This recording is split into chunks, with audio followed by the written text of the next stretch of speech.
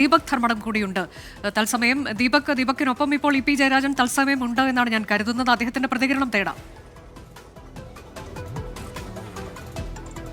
ഏറ്റവും പ്രധാനപ്പെട്ട കാര്യം, തമിഴ്നാട്ടിൽ കോയമ്പത്തൂർ പാർട്ടി കോൺഗ്രസിന് ശേഷം മധുരയിൽ പാർട്ടി കോൺഗ്രസ് നടക്കുമ്പോൾ ഇപ്പോൾ പാർട്ടിയുടെ സംഘടനാ വിപുലമായി കൊണ്ടുവരിക, അത് കേരളത്തിൽ നിന്നും തമിഴ്നാട്ടിലേക്ക് എത്തുക എന്നുള്ള സംഘടനാപരമായ ലക്ഷ്യമാണ്. പക്ഷേ ഒരു ജനറൽ സെക്രട്ടറി ഇല്ലാതെ പാർട്ടിയുടെ അഖിലേന്ത്യാ സമ്മേളനം നടക്കുന്നത് ചരിത്രത്തിൽ ആദ്യമായാണ്. അതുകൊണ്ട് തന്നെ ജനറൽ സെക്രട്ടറി തെരഞ്ഞെടുപ്പ് പ്രധാനമാണ്. മാത്രവുമല്ല, സാംസ്കാരിക ദേശീയത എന്ന് പറഞ്ഞുകൊണ്ട് ആക്രമണം നടത്തുന്ന, സിനിമയിൽ പോലും എഡിറ്റിംഗ് നടക്കുന്ന ഒരു രാഷ്ട്രീയത്തെ കൃത്യമായി തുറന്നു കാണിക്കുന്ന രീതിയിലുള്ള ചർച്ചകൾ നടക്കും. അതിൻ്റെ തുടക്കം തന്നെയാണ് ഇ പി ജയരാജൻ കുറിച്ചിരിക്കുന്നത്. നമ്മളോടൊപ്പം കേന്ദ്ര കമ്മിറ്റി അംഗം ഇ പി ജയരാജൻ ചേരുകയാണ്. ഇ പി, ആദ്യം തന്നെ പാർട്ടി കോൺഗ്രസിൻ്റെ ചോദ്യമാണ്. ഇപ്പം ജനറൽ സെക്രട്ടറിയെ തിരഞ്ഞെടുക്കണം, പോളിറ്റ് ബ്യൂറോ അംഗങ്ങൾ പുതുതായി വരണം, സി അംഗങ്ങൾ വരണം. ഈ നടപടിക്രമങ്ങളിൽ നമുക്ക് കേരളത്തിന് കൂടുതൽ പ്രാതിനിധ്യം ഉണ്ടാകുമോ? കഴിഞ്ഞ 23-ാം പാർട്ടി കോൺഗ്രസിൽ തിരഞ്ഞെടുക്കപ്പെട്ട പാർട്ടി ജനറൽ സെക്രട്ടറി ആയിരുന്നു സഖാവ് സീതാറാം യെച്ചൂരി. അദ്ദേഹം നമ്മെ വിട്ടുപിരിഞ്ഞു. പാർട്ടിക്കുണ്ടായിട്ടുള്ള വലിയ നഷ്ടം തന്നെയാണ്. ആ പാർട്ടി കോൺഗ്രസ് തിരഞ്ഞെടുത്ത PB അംഗമായിരുന്നു സഖാവ് കോടിയേരി ബാലകൃഷ്ണൻ. സഖാവ് കോടിയേരി ബാലകൃഷ്ണനും നമ്മെ വിട്ടുപിരിഞ്ഞു. ഈ രണ്ട് PB സഖാക്കളുടെ വേർപാടിൻ്റെ അന്തരീക്ഷത്തിലാണ് ഈ സമ്മേളനം. അങ്ങനെ ഒരു സാഹചര്യമുണ്ടാകുമ്പോൾ ബാക്കിയുള്ള PB അംഗങ്ങളെല്ലാം കൂടി ചേർന്നുകൊണ്ട് കാര്യങ്ങൾ നിർവഹിക്കുക എന്ന ദൗത്യമാണ് ഇപ്പോൾ നിർവഹിക്കുന്നത്. ഈ പാർട്ടി കോൺഗ്രസ് പുതിയ ജനറൽ സെക്രട്ടറിയെ തിരഞ്ഞെടുക്കും. അത് സ്വാഭാവികമാണ്.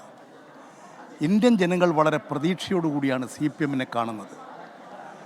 ഇന്ത്യയിൽ ഇടതുപക്ഷ പ്രസ്ഥാനം ശക്തിപ്പെടണം. ഇന്ത്യയിൽ പ്രത്യേകിച്ച് CPM ശക്തിപ്പെട്ടാലേ ഇടതുപക്ഷത്തിൻ്റെ സ്വാധീനം വർദ്ധിപ്പിക്കാൻ സാധിക്കൂ. അതുവഴി മാത്രമേ ഇന്ത്യ നേരിടുന്ന പ്രശ്നങ്ങൾക്ക് ഒരു ശരിയായ ദിശാബോധം നൽകി മുന്നോട്ട് പോകാൻ കഴിയൂ എന്ന് ജനങ്ങൾ ചിന്തിക്കുകയാണ്. അതിൻ്റെ ഒരു തുരുത്തായിട്ട് ജനങ്ങൾ കേരളത്തെയും കാണുകയാണ്. അത്തരമൊരു രാഷ്ട്രീയ സാഹചര്യമാണ് ഇന്ന് ഇന്ത്യയിലുള്ളത്. ഇതെല്ലാം ഇന്ത്യൻ ജനങ്ങൾക്ക് പ്രതീക്ഷ നൽകുന്ന ഒരു മഹത്തായ സമ്മേളനമായിരിക്കും 24-ാം പാർട്ടി കോൺഗ്രസ്. ഞാനൊന്ന് ഇടപെടുകയാണ്. പ്രകാശ് കാരാട്ട് ഇപ്പോൾ PB കോർഡിനേറ്ററാണ്. ജനറൽ സെക്രട്ടറിയായി അദ്ദേഹം തുടരുന്ന സാധ്യതയാണോ നമുക്ക് പ്രതീക്ഷിക്കാവുന്നത്? അതോ മറ്റൊരു PB അംഗം ജനറൽ സെക്രട്ടറിയായി വരുമോ? പ്രതീക്ഷകളും നിഗമനങ്ങളും ഒന്നുമല്ല പാർട്ടി കോൺഗ്രസ്, തീരുമാനങ്ങളാണ്. നിങ്ങൾ കാത്തിരിക്കൂ. ഇന്നിപ്പോൾ 6-ാം തീയതിയോടുകൂടി പാർട്ടി സമ്മേളനം പൂർത്തീകരിക്കുമ്പോൾ നിങ്ങൾ ഉന്നയിക്കപ്പെടുന്ന എല്ലാ പ്രശ്നങ്ങൾക്കും തൃപ്തികരമായ മറുപടി ഉണ്ടാകും. മറ്റൊരു പ്രധാനപ്പെട്ട കാര്യം, ഈ എമ്പുരാൻ ഒരു സാംസ്കാരിക വിഷയമായി, അത് രാഷ്ട്രീയ വിഷയമായി വലിയ രീതിയിൽ രാജ്യത്ത് തന്നെ ചർച്ച ചെയ്യപ്പെടുകയാണ്. പാർട്ടി കോൺഗ്രസിൻ്റെ വേളയിൽ അത് രാഷ്ട്രീയമായി അഡ്രസ്സ് ചെയ്യപ്പെടേണ്ട ഒന്നല്ലേ? എന്താണ് അതിനുള്ള പ്രതികരണം? എമ്പുരാൻ മലയാള സിനിമയാണ്. മലയാളത്തിലെ സിനിമാ രംഗത്തെ അതിപ്രമുഖരായിട്ടുള്ള 2 മഹൽ വ്യക്തികളാണ് ശ്രീ മോഹൻലാലും ശ്രീ പൃഥ്വിരാജും. അവരുടെ ഒരു നല്ല സംരംഭത്തിൻ്റെ ഭാഗമായിട്ടാണ് എമ്പുരാൻ സിനിമ. ആ സിനിമയിൽ പലരെയും വിമർശിക്കുന്നുണ്ട്. എമ്പുരാൻ സിനിമയിൽ പലരെയും വിമർശിക്കുന്നുണ്ട്. CPM-നെയും വിമർശിക്കുന്നുണ്ട്. പലരെയും വിമർശിക്കുന്നുണ്ട്. പല പാർട്ടികളെയും ആശയങ്ങളെയും വിമർശിക്കുന്നുണ്ട്.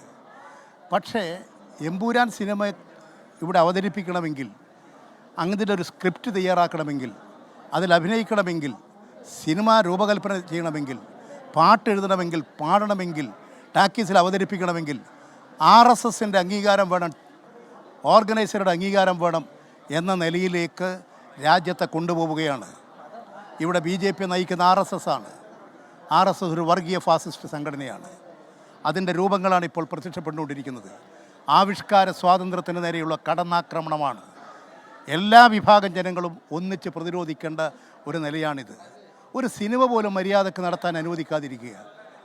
ഇവിടെ എത്രമാത്രം സാംസ്കാരിക നായകന്മാരെ കൊല ചെയ്തിട്ടുണ്ട്, എത്രമാത്രം സാംസ്കാരിക സൃഷ്ടികൾ, ഗ്രന്ഥാലയങ്ങൾ ചുട്ടുകരിച്ചിട്ടുണ്ട്.